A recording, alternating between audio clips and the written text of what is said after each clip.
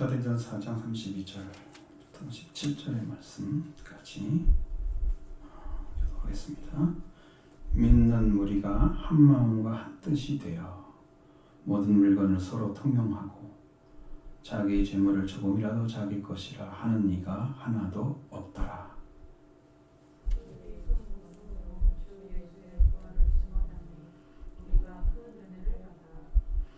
그 중에 가난한 사람이 없으니 이는 밭과 집에 있는 자는 팔아 그 판 것의 값을 가져다가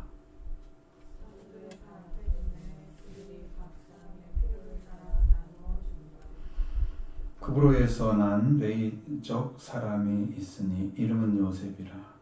사도들이 그를 일컬어 바나바라 번역하면 위로의 아들이라 하니.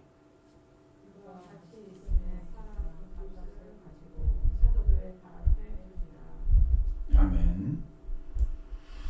여기 바나바라 하는 사람은 마가 요한이라고 부르기도 하고 마가의 복음을 기록했던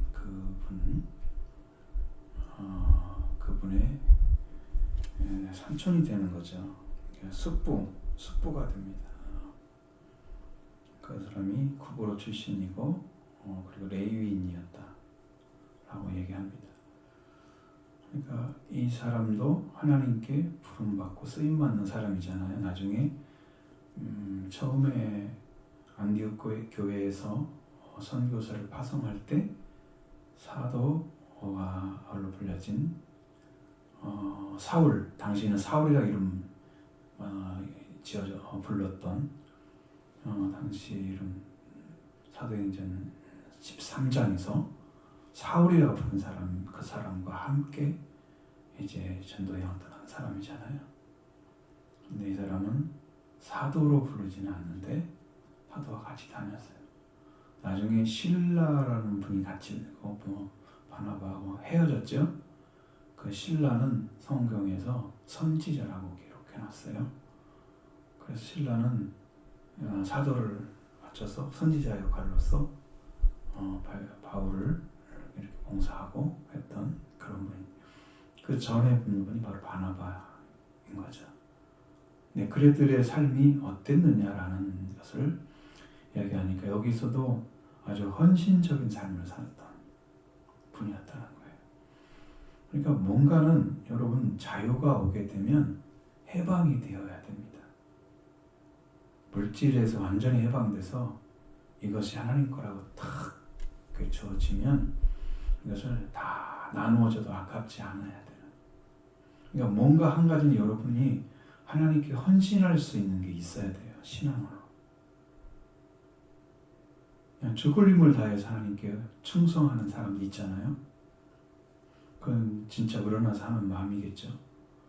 그가 이제 얻는 삶을 신앙을 얻어서 살아간다면 최고의 축복을 받은 거예요. 그것이 본인에게 주어진 하나님의 어떤 믿음의 직분이죠. 그 믿음의 직분. 교회 주는 직분이 아니고 믿음으로 얻는.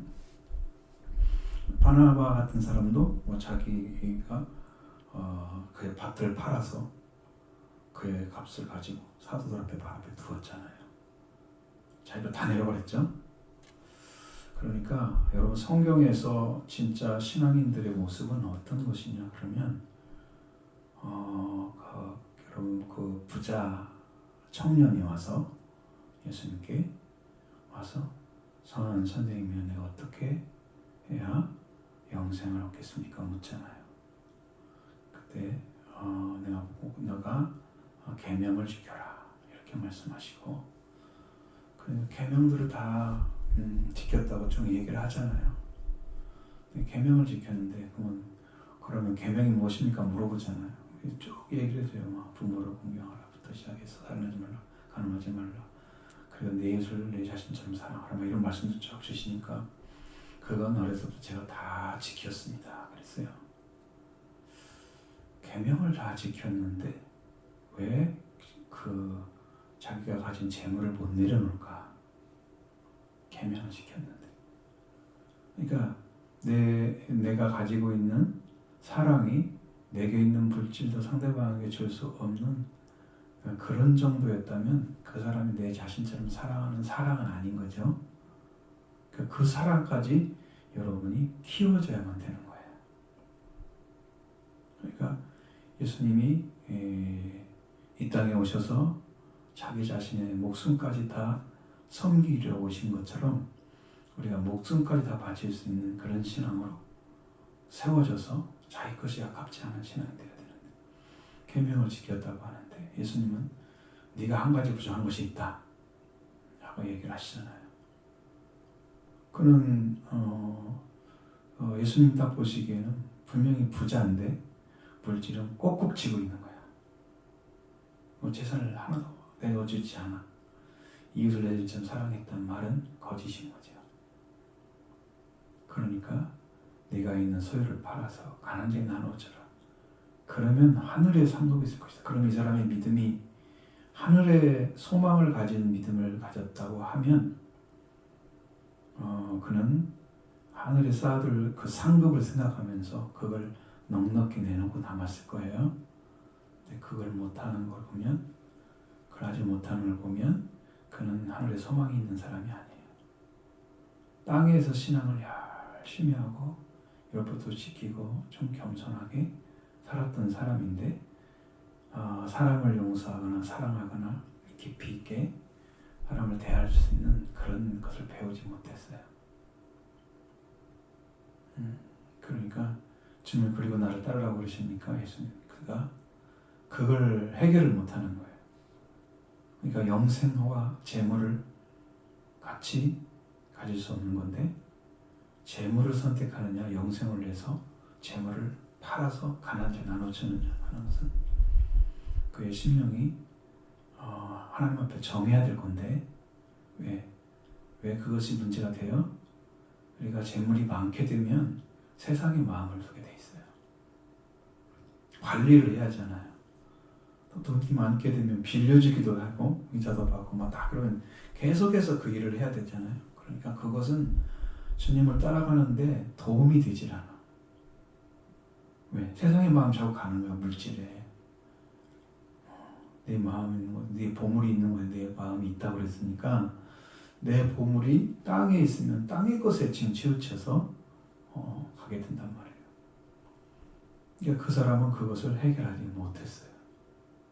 그 말씀을 듣고 근심하며 갔다 그랬어요. 아무 의미가 없게 된 거예요. 영생을 얻는 길을 얻지 못했어요. 그러니까 이런 거죠.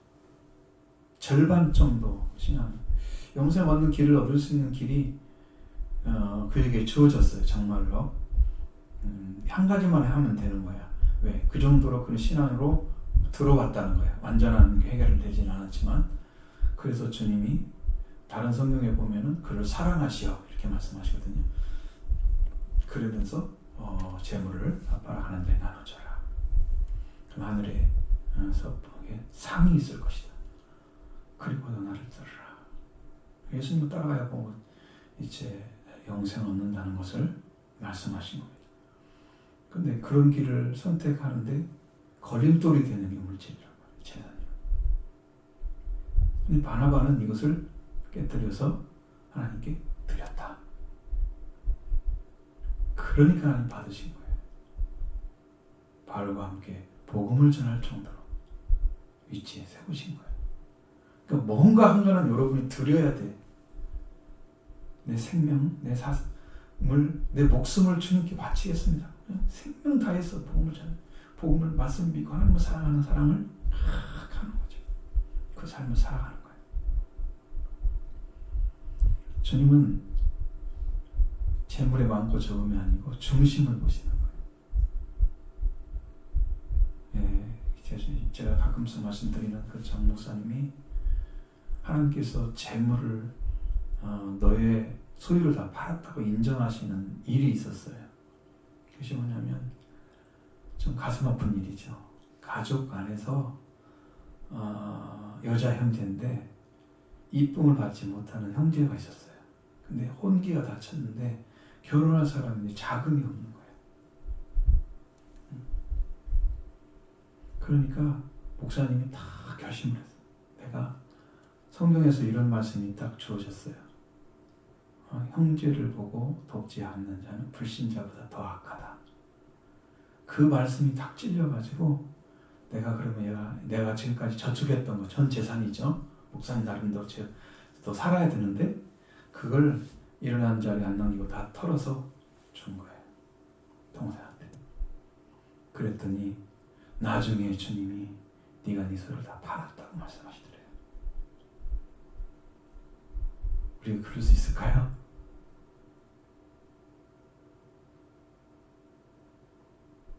그것부터 신앙이 시작된 거예요. 그걸 팔 때부터. 왜? 나를 다 비워서라도 동생을 사랑하는. 형제들은 다 돌보지도 않아. 왜? 사람은 별로 인정받지 않는. 제가 그분은 잘 알죠.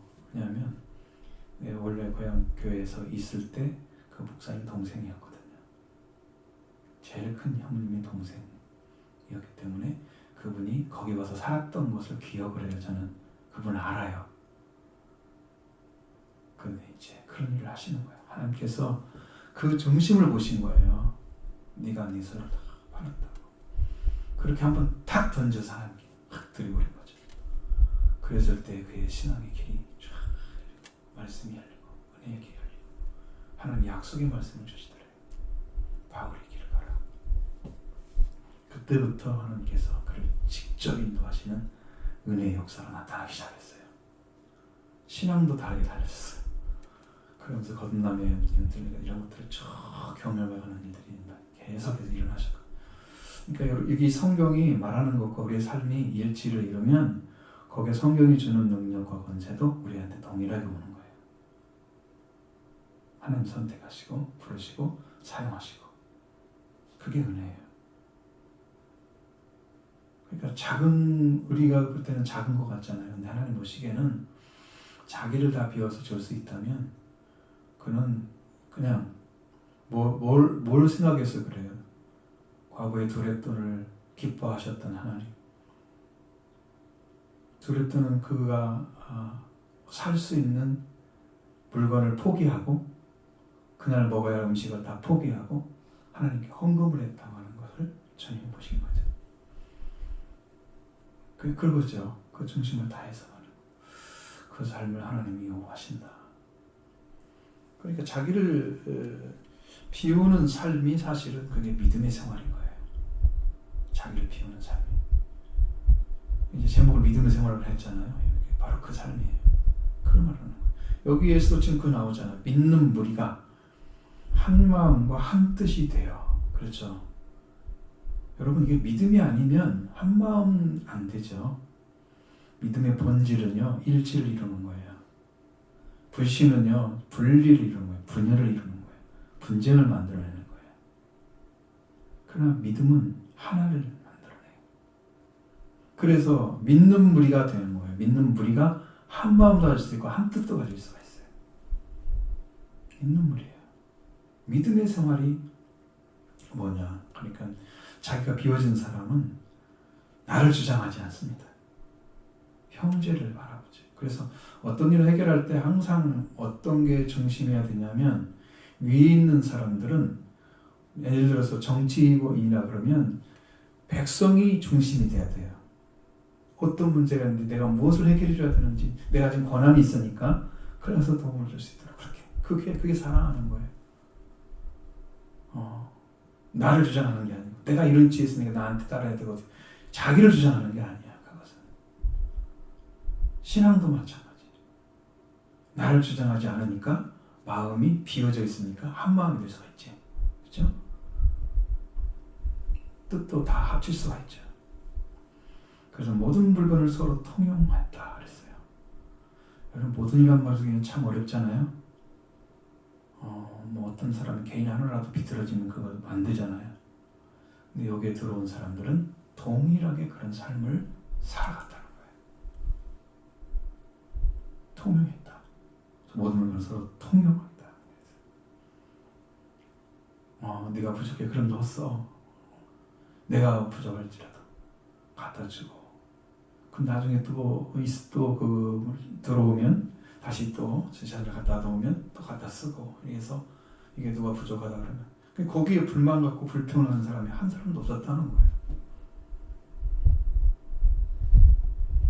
이렇게 이제 믿음의 생활은 하나가 되는 삶이다. 여기에 초점을 맞추시기 바랍니다. 여러분도 신앙이 바로 거기에서 열매가 맺어지는 거예요. 거기서. 그래서 이 말씀을 알잖아요. 그러면 이제 생활을 해야 돼요. 그 선한 역사를 이루어서 나도 구원에 이르고 저 생명도 구원에 이르게 하는 선한 역사, 구원의 역사를 이루셔야 되는 거죠. 그래서 선으로 악을 이기고 이 생명의 선한 열매를 많이 맺어서 하나님 기쁨이 되는 그런 신앙이 필요한 거예요. 우리 신앙은 그렇게 믿음으로 가는 것입니다. 그 통용하고 자기 몸은 자기 것이라 하는 이가 하나도 없었더라. 자기 것인데 자기 거라고 하지 않는다. 그 말은 공용하는 거잖아요. 이것을 잘못 사용하면 공산주의가 돼요. 신앙은 싹 빠지고 이렇게 나눠서 모든 사람이 똑같이 나눠 갖는다. 같이 생산해서 같이 나눈다. 공산주의잖아요. 그게 원리는 좋은 거예요. 그게 유물론이라 그러지. 물질 가지고만 하는 거야. 정신은 없어. 기독교의 정신은 싹 빼버리고. 그러니까 하나가 안 되죠. 윗사람이 지배를 해서 자기들에게 가진 것을 다 걷어가지고 사람들에게 공평히 나눠준다. 그거 공평하지 않잖아요. 자기들은 몽땅 가지고 부유한 삶을 살면서 그렇게 성들을 밑에서 놓고 이렇게 사는 삶은 이것은 물질을 통해서 유물론이 되는 거죠. 기독교는 유물론이 아닙니다.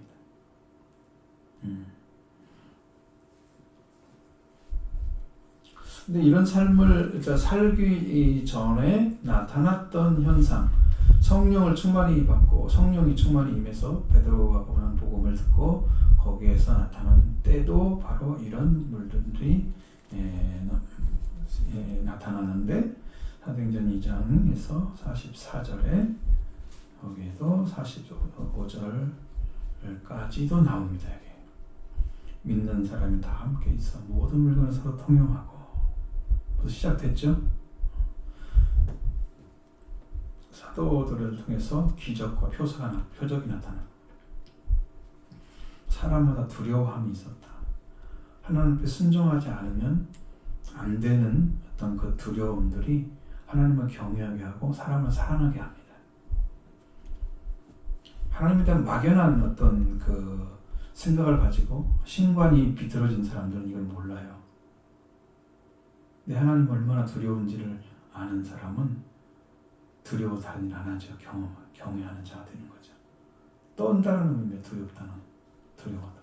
그분만 앞에 다 저가리고 그분을 두려워할 줄 아는, 그러면 제 말씀의 순종도 자연스럽게 또 그분의 말씀을 이루어드리기 위해서 헌신도 자연스럽게 그렇게 해서 마음이 우러나죠. 두려워하는 사람은. 그래서 이런 일이 사도를 통해서 일어난 기사와 표적이 일어나고 믿는 사람들이 다 함께 있어서 모든 물건을 서로 통용하는 일이 벌어졌다. 낮춘 거죠. 두려워하니까 낮춘 거예요. 그리고 재산과 소유를 팔아 각 사람의 필요를 따라 나눠주는 일도 했었다. 그런 일이 쭉 진행돼서 여기까지 온 거죠. 그런 일들이. 그 중간에는 어떤 한 가지 사건 때문에 이렇게 말씀이 길어진 거지 사실은 큰 일이 있었던 건 아니야. 그죠? 근데 그것을 중요하게 여기는 것은 거기에 베드로가 복음을 전했기 때문입니다. 그래서 중요한 거예요. 복음이 아니고 하나님의 일이 아닌 것에 대해서 성경은 기록하기 굉장히 길었고 많은 양들을 할애해서 거기에 기록해 놓지 않습니다. 물론 이제 그 역대기나 그런 데 성경을 보면 그 족보 얘기가 굉장히 많이 나오잖아요. 거기는 이제 필요해서 적은 것인데 그것도 하나님 섭리가 있죠.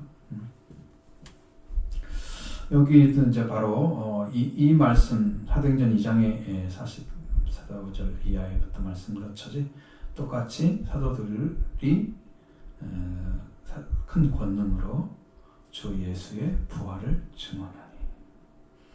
그러니까 결국은 이제 이 부활의 증인이 부활의 증인이 성령의 충만을 받은 사람들이 증인이에요. 그게 부활의 증인이에요. 성령이 임하셔서 권능이 임하면 내 증인이 될 거다. 보면 예수님이 뭘 전해요? 사도들이 전한 걸 쭉 보면 뭘 전했어요? 예수님의 증인인데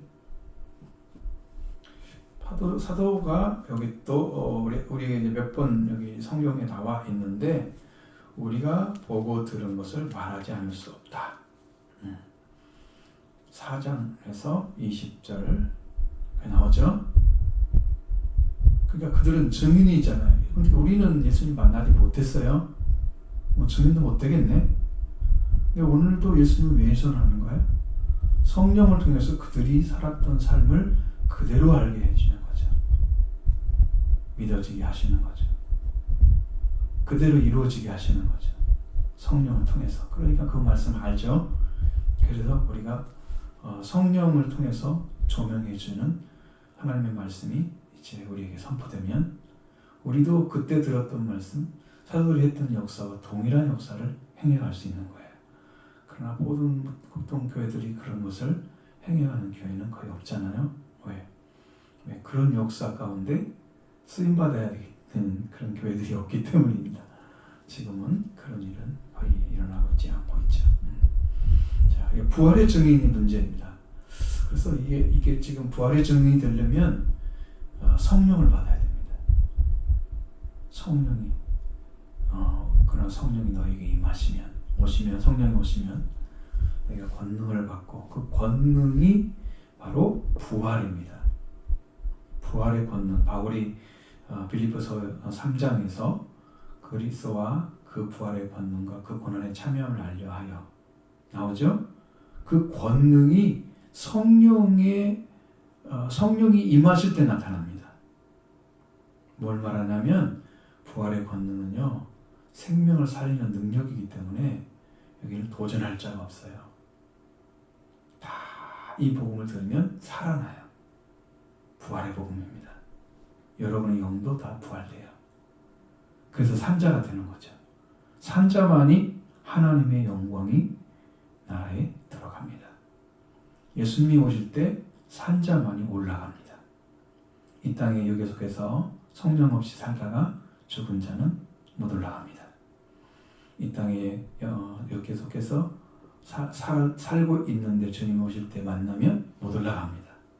그들은 영으로 들어간 사람만 올라갑니다. 그래서 부활의 본능을 가지고 이렇게 부활의 복음을 전하는 능력이 가장 큰 능력이다. 사람이 할 수 있는 가장 큰 능력은 이거였어요.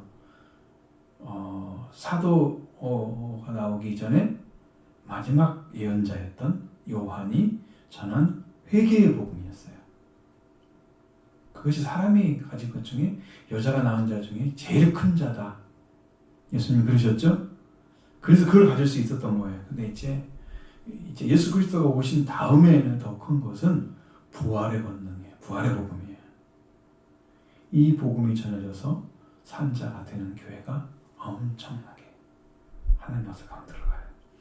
근데 여기보다 더 높은 진리를 깨닫지 못하는 분들은 여기서 끝나가지고 이 복음이 자기들의 복음이 최고인 줄 알고 그런 분들도 있더라고요. 예. 자, 성령의 능력이 권능으로 나타났죠. 그래서 사도들이 큰 권능으로 주 예수의 부활을 증언했다 그랬습니다. 그러니 무리가 그 말씀을 듣고 성령이 권능을 가지고 일어나시니까 그들은 거기에 은혜를 받게 됩니다. 여기 교회도 이걸 회복하시면 여러분도 다 은혜를 받게 됩니다. 받을 거예요. 분명히 주실 거예요. 그 일을 행하시고 계시는 거잖아요. 부활의 권능을 입혀주셔서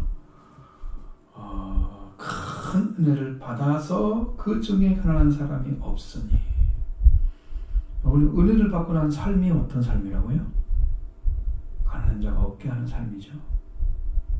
가난한 자가 밭 있는 자, 밭과 집이 있는 자 팔아 그 판 값을 가져다가 사도들의 발 앞에 두는 그리고 각 사람의 필요에 따라 나누어주는. 사도들은 사실상 뭐 그런 것이 필요하지 않죠. 복음을 전해야 할 목적을 하나님께서 허락해 주셨고, 주님 부르신 목적도 복음을 전하는 증인의 삶이잖아요. 거기에 필요한, 전도에 필요한, 복음을 전하는데 필요한 것만 있으면 되는 거죠. 그게 제일 중요하죠. 그분에게는 어디 안정되게 내 삶을 유지하며 살아가려고 하는 그런 삶이 아니잖아요. 그러니까 사도들은 이걸 가지고 나눠주는 역할을 했지 자기 것으로 삼지 않았다. 네. 이거 성령이 보고 계시잖아요. 하나님 보고 계시잖아요. 얼마나 두려운데요. 얼마나 두려운지 몰라요. 그러니까 이 물질을 가지고 장난치면 그건 하나님을 속이는 거예요. 양심을 속이는 거예요. 신앙의 양심을. 그러니까 거짓 없이 하나님께 해야 돼요.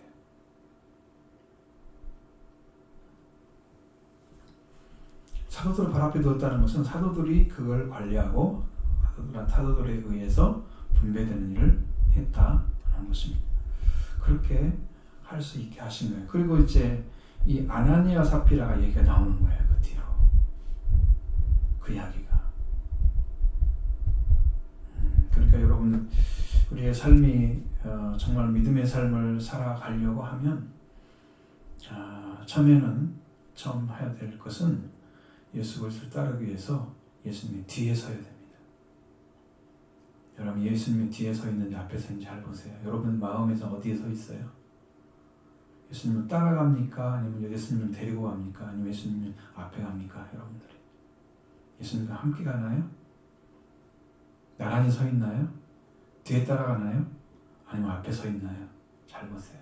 뭔 차이가 있는지. 그분은 이제 여러분이 이것은 이제 더 온전한 진리이지만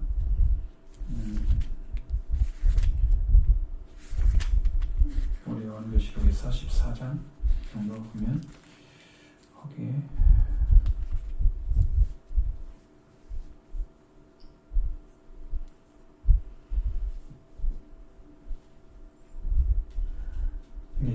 여기 이제 14장 요한계시록 14장에 보면 14만 4천에 대한 말씀이 기록되어 있는데 어린 양이 시온 산에 서 있다 그랬죠. 그리고 14만 4천이 서 있었습니다.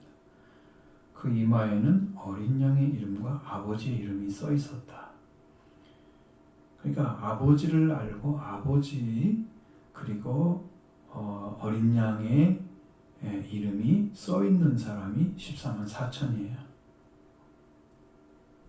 여러분에게 아버지 어린 양의 이름과 아버지 이름이 쓴 사람들은 뭘 가지고 있는 사람들이에요? 어린 양은요, 우리에게 피를 줬잖아요. 피를 주셨죠. 문설주에 피를 발라서 그 죽음의 사자가 넘어가게 했죠. 6월절이잖아요. 어린 양에 피가 있어야 돼요.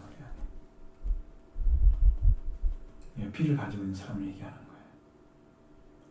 그럼 아버지의 이름도 써 있어야 돼요.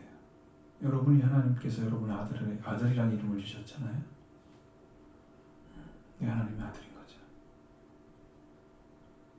증거하지 못하면 그 이름이 안 써 있는 거예요. 지금 이마에 써 있다는 것은 다 볼 수 있도록 써 있다는 거잖아요. 누구나 볼 수 있도록. 이마는 어떻게 해요? 그냥 보이잖아요. 써 있는 건. 뭐 거의 다 보이지 뭐 누가 감출 수가 없죠. 그렇게 누구나 알 수 있는. 그러면 이 말씀이 쭉 뒤로 넘어가면 14만 4천이 성령을 받은 사람으로서 부르는 노래가 있다는 3절에 나오죠. 14만 4천밖에 배울 수가 배웠던 노래는 새 노래가 있었다고 말씀하시잖아요. 그리고 4절에 넘어가면 이 사람은 여자와 더불어 더럽히지 아니하고, 이 여자는 세상의 여자를 말하는 게 아니고 영적인 여자를 말하는 거예요. 사탄, 그 영적인, 그러니까 세상의 것과 더럽혀서 그 신앙을 더럽히지 아니한 사람을 가리키는 거예요. 그리고 순결한 자가 어린 양이 어디로 인도하는 따라가는 자, 그렇죠? 어린 양을 따라가는 사람이죠. 앞서면 안 돼요. 예수님도 사도 베드로가 제자였을 때 예수님은 내가 사흘 만에 죽은 지 사흘 만에 부활될 거냐 말씀하실 때 그는 그렇게 될 수 없습니다. 예수님 앞에 가라고 막 서 있었잖아요. 항변하여 막 이렇게 성경에 보면 아주 막 덤비는 거예요. 절대 이런 일이 있을 수 없습니다. 사탄아 내 뒤로 물러가라. 너는 하나님의 것 생각하지 않고 네 사람의 것만 생각을 해. 그러면서는 사탄아 내 뒤로 물러가라. 이 말은 내 뒤를 따라오라 그런 말이었어요. 그렇게 가로막고 있는 것은 사탄이고 너는 나를 따라와라. 그 말은 예수님 뒤를 따라가는 자. 예수님 뒤를 따라가는 자는 자기를 부정하는 사람이고 날마다 자기 십자가를 지고 따라가는 사람이었어요. 예수님 뒤를. 그 사람만 그렇게 가는 거예요. 그러니까 이 복음을 정확하게 이해하면 우리가 우리의 삶도 주님께 드려지는 삶이 되죠. 그런 복음을 여러분도 같이 걸어가야 됩니다. 이게 이제 마음에 깊이 새겨지면 여러분 성령을 통해서 새겨지면 우리의 삶도 그렇게 변화가 이루어집니다. 변화를 받으면서 영적인 변화가 오면서 여러분의 성장이 일어나요.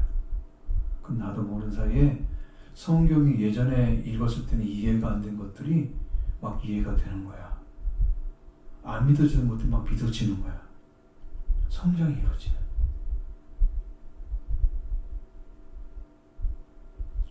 이렇게 주님을 따라가는 사람만 성장이 이루어지는 거예요. 주님을 따라가는 사람만. 여기에서 바나바 얘기가 좀 나오고 그 다음에 아나니아 삽비라 얘기가 나오는 이유는 바로 그러한 삶을 부정해버린 사람 두 사람이 있었다. 그 이야기를 하려고 하는 거예요. 성경은. 하나님께서 그 믿는 무리들의 삶이 믿음의 삶인데 생활인데 그 생활을 못하게 그걸 막아버리는 그런 범죄. 그래서 여기서 주의 성령을 속였다고 얘기하는 그런 말씀이 이어지기 위해서 이 말씀이 앞에 기록이 된 거예요. 이걸 이해 못하면 안 되니까.